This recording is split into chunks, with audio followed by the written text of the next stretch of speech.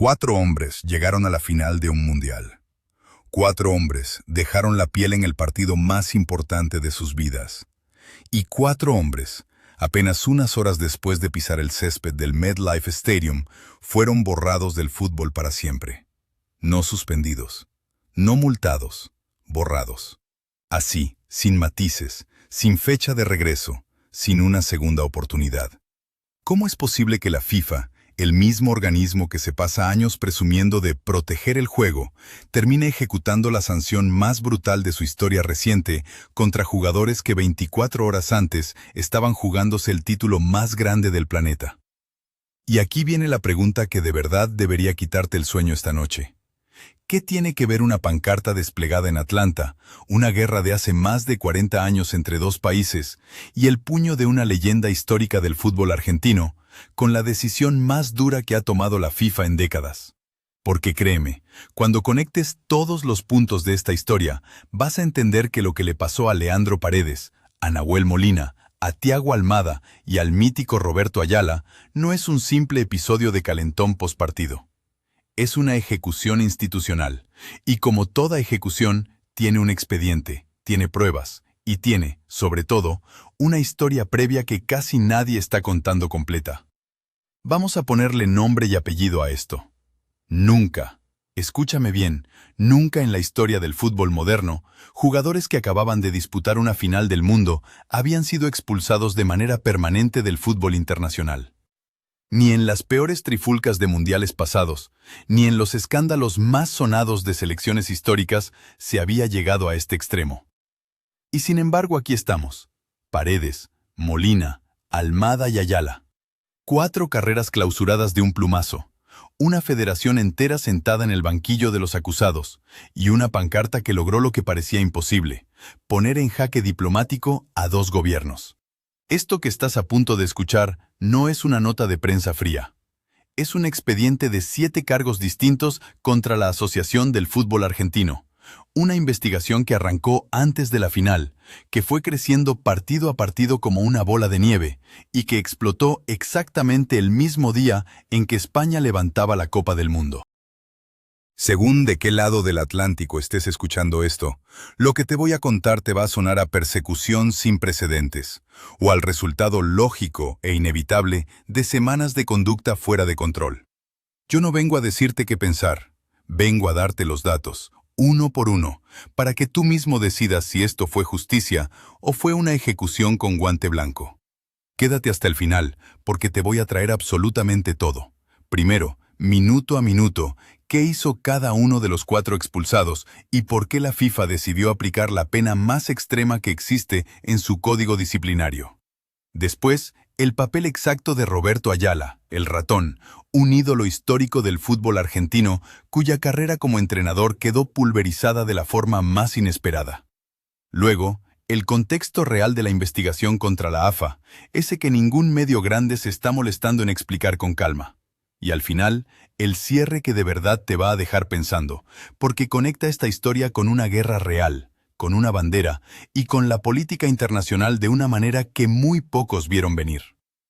Y antes de que me digas que ya sabes perfectamente lo que pasó aquel domingo 19 de julio en el MetLife Stadium de Nueva Jersey, déjame decirte algo. No lo sabes todo, ni de lejos. Hay imágenes que jamás salieron en televisión.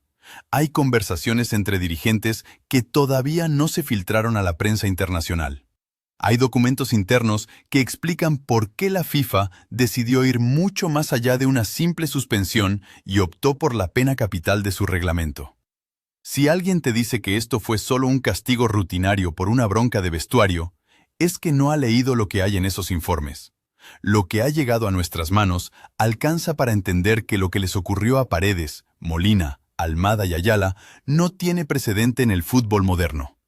4 carreras internacionales, apagadas de por vida.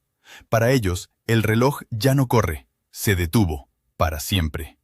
Si te está gustando este análisis, dale me gusta ahora mismo y suscríbete a Nexo Futbolero, porque esto recién empieza y cada minuto que viene es más fuerte que el anterior. Para entender la magnitud real de lo que está pasando, hay que volver al principio. Al domingo 19 de julio de 2026, al MetLife Stadium de East Rutherford, Nueva Jersey, con capacidad para más de 82,000 espectadores, el escenario elegido por la FIFA para la final del Mundial más grande de la historia, el primero con 48 selecciones, disputado en suelo norteamericano. El árbitro designado fue el esloveno Slavko Vinčić, un juez con amplísima experiencia en escenarios de máxima presión. Las alineaciones titulares quedaron así. Por España, bajo los tres palos, Unai Simón. En defensa, Pedro Porro, Pau Cubarsí, Aymeric Laporte y Marc Cucurella. En el mediocampo, el capitán Rodri junto a Fabián Ruiz y Dani Olmo.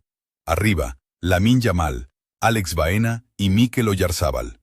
Por Argentina, en portería, Emiliano Martínez, el Dibu. La defensa formada por Nahuel Molina, Lisandro Martínez, Cristian Romero y Nicolás Otamendi. En el medio, Enzo Fernández, Rodrigo de Paul y Giovanni Lo Celso. Y arriba, con 39 años, en lo que muchos consideraban su última oportunidad de convertirse en bicampeón del mundo, Lionel Messi. España llegaba como vigente campeona de Europa. Argentina defendía el título mundial conquistado en Qatar 2022.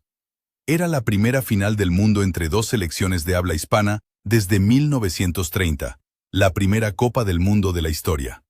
96 años después, el fútbol cerraba ese círculo en suelo norteamericano, con el presidente de Estados Unidos en las gradas, con Laura Pausini y Post Malone en el espectáculo de medio tiempo, y con toda la historia del fútbol observando. El partido arrancó con dominio absoluto de la Roja. A los 5 minutos, Lamine Yamal ya había obligado a Emiliano Martínez a estirarse. Argentina, casi sin tocar balón, empezó a sufrir. Y entonces llegó el primer golpe que nadie esperaba. Lisandro Martínez se lesionó y tuvo que salir antes del descanso, forzando un cambio no planificado que descolocó por completo el esquema de Scaloni. En la segunda parte, tampoco pudo seguir Cristian Romero. 2 centrales titulares fuera.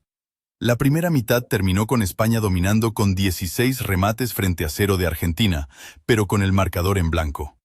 El Dibu se convirtió en el único muro que mantenía viva a la albiceleste, con intervenciones que ya empiezan a formar parte de la leyenda del arco argentino. En el minuto 70, Argentina ya había agotado todos los cambios. Y ahí llegó el segundo golpe. Enzo Fernández, ya amonestado por protestar una decisión de Vinčić, cometió una entrada dura sobre Pau Cubarsí. El árbitro no dudó. Doble amarilla, expulsión. Argentina con 10 jugadores en el peor momento posible. En el descuento, Nico Williams marcó para España, pero el VAR anuló el gol por una falta previa de Miquel Merino sobre Otamendi. El partido se fue a la prórroga. Con Argentina en inferioridad numérica, en el minuto 105, en el primer ataque real de España en el tiempo extra, Nico Williams filtró un centro bajo y Ferran Torres apareció en el segundo palo para batir al Dibu y firmar el 1-0 definitivo. La segunda estrella para España. El mundo del fútbol tenía nuevo campeón. Pero lo que ocurrió después del pitido final cambió absolutamente todo. Porque la historia de Argentina en este mundial no termina en ese gol de Ferran Torres, ni de lejos. Y para entender lo que vino después, hay que retroceder 4 días, al 15 de julio de 2026, cuando Argentina hizo algo que el mundo del fútbol tardará décadas en olvidar. En el estadio de Atlanta, en semifinales, la albiceleste se enfrentó a Inglaterra. Un duelo cargado hasta el techo de historia. La mano de Dios de 1986, el 2-1 en México, 4 décadas de rivalidad futbolística entrelazadas con una guerra real, la de las Islas Malvinas de 1982, que le costó la vida a centenares de jóvenes de ambos países. Aquel 15 de julio, Argentina iba perdiendo 1-0 con gol de Anthony Gordon en el minuto 55. Y entonces, sucedió la magia. Enzo Fernández empató en el 85 y Lautaro Martínez, en el 90+2, puso el 2-1 definitivo. Una remontada épica, una de las semifinales más emocionantes de los últimos mundiales. El estadio estalló. Los jugadores lloraron. Y en ese instante, en la cima absoluta de la emoción, los capitanes Giovanni Lo Celso, Lisandro Martínez y Nicolás Otamendi desplegaron en el césped una pancarta que alguien les había pasado desde las gradas. 4 palabras. Las Malvinas son argentinas. El origen exacto de esa pancarta no está del todo confirmado. Una versión dice que se armó con una sábana del hotel de concentración. Otra apunta a que salió directamente de la afición presente en el estadio. Lo que sí es un hecho documentado, sin margen de discusión, es que el artículo 34.3 del reglamento de la Copa Mundial FIFA 2026 prohíbe expresamente exhibir mensajes o eslóganes políticos, ideológicos o religiosos antes, durante o después de un partido. La reacción del gobierno británico fue inmediata. El ministro de Empresa del Reino Unido, Peter Kyle, calificó el gesto de totalmente inapropiado y exigió a la FIFA una investigación exhaustiva. El comité disciplinario empezó a revisar imágenes, y lo que encontró se convirtió en el primer capítulo de un expediente muchísimo más largo de lo que nadie imaginaba. Fue justo en ese instante cuando los investigadores del cuerpo disciplinario de la FIFA comenzaron a construir un archivo que, sumado a lo que pasaría 4 días después en la final, terminaría siendo el expediente más voluminoso contra una selección en la historia reciente de los mundiales. Y aquí es donde la historia se vuelve realmente demencial, porque lo de Atlanta fue solo el primer capítulo. El domingo 19 de julio, cuando Vinicius dio el pitido final y España ya levantaba la copa, el terreno del MetLife Stadium se convirtió en una olla a presión. El capitán español Rodri, el mejor jugador del torneo, salió corriendo desde el banco para celebrar con sus compañeros. Y en ese momento, Nahuel Molina, lateral derecho del Atlético de Madrid, se cruzó en su camino. Las imágenes, captadas desde múltiples ángulos por cámaras de televisión y por decenas de teléfonos dentro del campo, son inequívocas. Molina lanza un golpe hacia el estómago de Rodri. El capitán español reacciona, se gira, se enfrenta a él, y en cuestión de segundos, lo que debía ser una fiesta se transforma en una trifulca que arrastra a jugadores de ambas selecciones, a miembros de los cuerpos técnicos y a personal de seguridad. Eric García intenta separar a los contendientes, y entonces aparece Leandro Paredes. Las cámaras lo capturan con total claridad. Primero toma del cuello a Eric García, después, en un movimiento aparte, agarra de la camiseta a Gavi y lo tira al suelo. Vinicius, observando la escena desde el propio campo, toma una decisión histórica. Expulsa a Paredes con el partido ya terminado. Una tarjeta roja después del pitido final, algo que casi nunca se ve en el fútbol de élite. Y en medio de todo ese caos, aparece Roberto Ayala, el ratón, ídolo histórico del fútbol argentino, campeón del mundo sub-20, figura de Valencia y de Nápoles, defensor de la selección albiceleste durante más de una década, hoy miembro del cuerpo técnico de Lionel Scaloni. Ayala se enzarza con Dani Olmo. Lo que muestran las cámaras no necesita explicación adicional. Ayala le propina un puñetazo en el cuello al delantero español. La trifulca más grave vista en el cierre de una final mundialista en décadas quedó registrada para siempre en los archivos de la historia de este deporte. Ahora bien, para entender por qué la FIFA reaccionó con una contundencia tan poco habitual, hay algo que la mayoría de los medios no está poniendo en contexto. Esto no fue un hecho aislado dentro del torneo. El expediente disciplinario abierto contra la AFA el 29 de julio de 2026 no tiene un solo capítulo. Tiene 7 expedientes distintos acumulados a lo largo de todo el Mundial 2026. La FIFA documentó cánticos y gestos discriminatorios de la hinchada argentina en varios partidos, retrasos en el inicio de encuentros atribuibles a la delegación albiceleste, incumplimiento de protocolos de seguridad, lanzamiento de objetos desde las tribunas en más de un partido, y la exhibición de la pancarta de las Malvinas, que el organismo clasificó bajo el artículo 13, apartado 2, letra C, del Código Disciplinario como el uso de un evento deportivo para manifestaciones de índole distinta a la deportiva. Esto no es un expediente improvisado, es la culminación de semanas de documentación meticulosa. Pero hay algo todavía más demoledor. La FIFA ya había sancionado a la AFA en múltiples ocasiones por cánticos discriminatorios en torneos anteriores. En 2017, una multa económica.